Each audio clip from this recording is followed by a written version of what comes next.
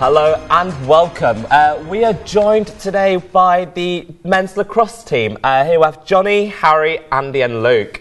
Guys, can you talk us through your match today? Because I think you won, didn't you? Was it 6-5 in the end? It was 6-5. It was a very hard game. York are top of their league. They've been undefeated with a goal difference of about 187.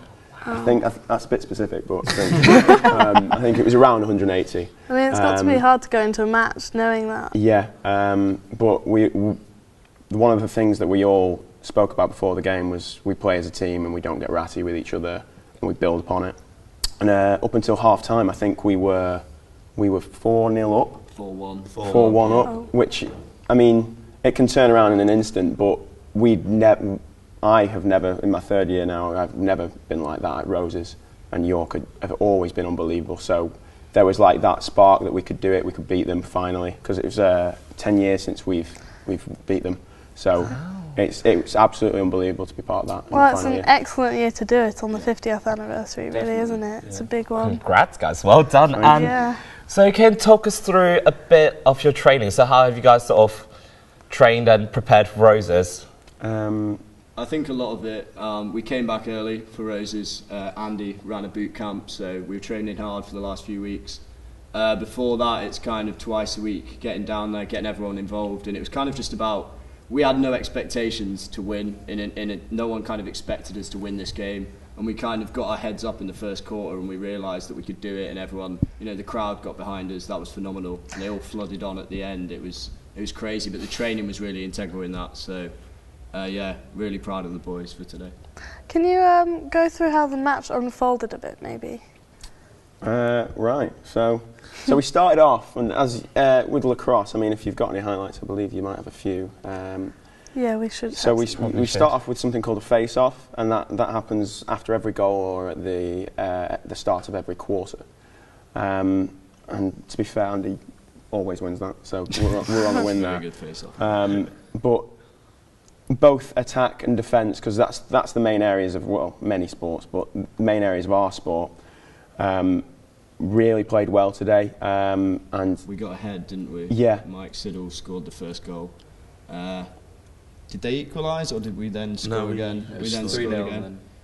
I'll take responsibility for that. I think a lot of the things, a lot of the way to play lacrosse is knowing how to be in attack and defence, and we showed that really well today. So I play defence, and there's such things called slides. So if your man goes past you, who's covering that man? Yeah. And there was so much vocalness in that defence. So everyone knew who was their man and who should move. So it was above and beyond. It was a ferocious game. And a lot of big hits. It was I think the crowd got really riled up. In fact, the contact today was crazy. People were putting their kind of hearts on the line. So really glad to come out with a win. And it's so fast-paced, so it must be difficult. You've got to be really focused and in the zone. It's that transition part when you're running back. It's knackering. We're going to have to drink away the pain. Yeah, definitely. The running was definitely intense. Do you plan on celebrating it big tonight then? Definitely. Yeah, it's going to be. Where are you guys planning to go then? A variety of places, but I probably won't remember where in the morning. That's the plan. So. And can you talk a bit about the women's team? The women's team.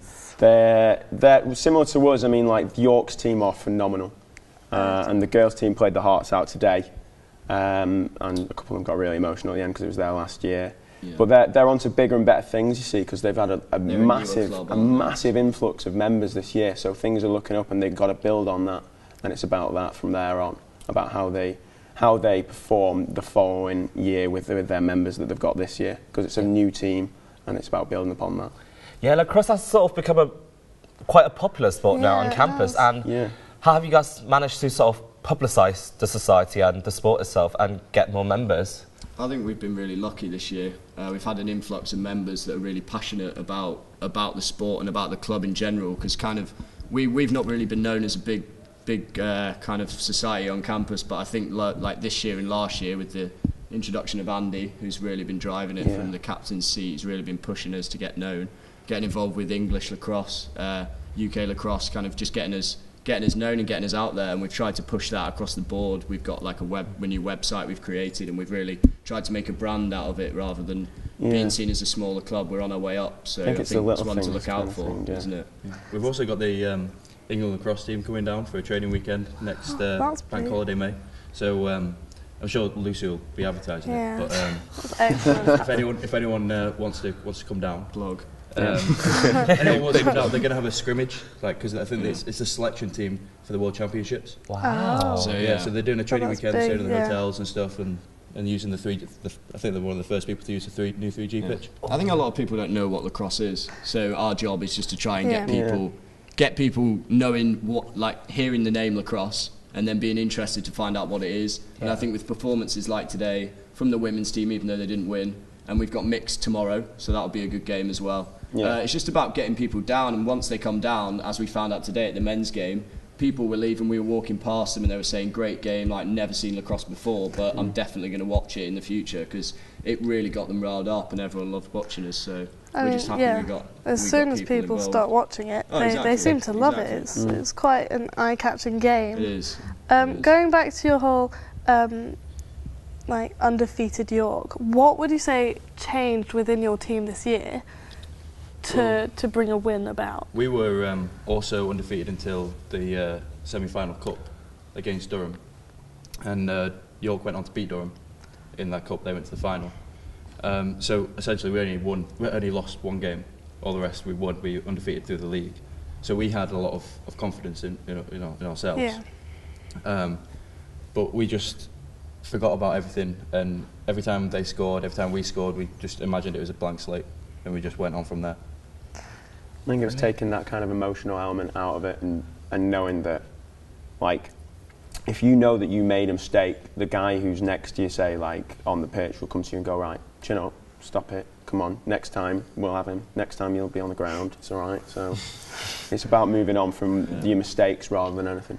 Yeah, it's very important to just keep your head up during the game and just not just keep going and know that you're going to win and try your best. We had nothing to lose, so we were in a good position to come out there and kind of prove all the York players wrong.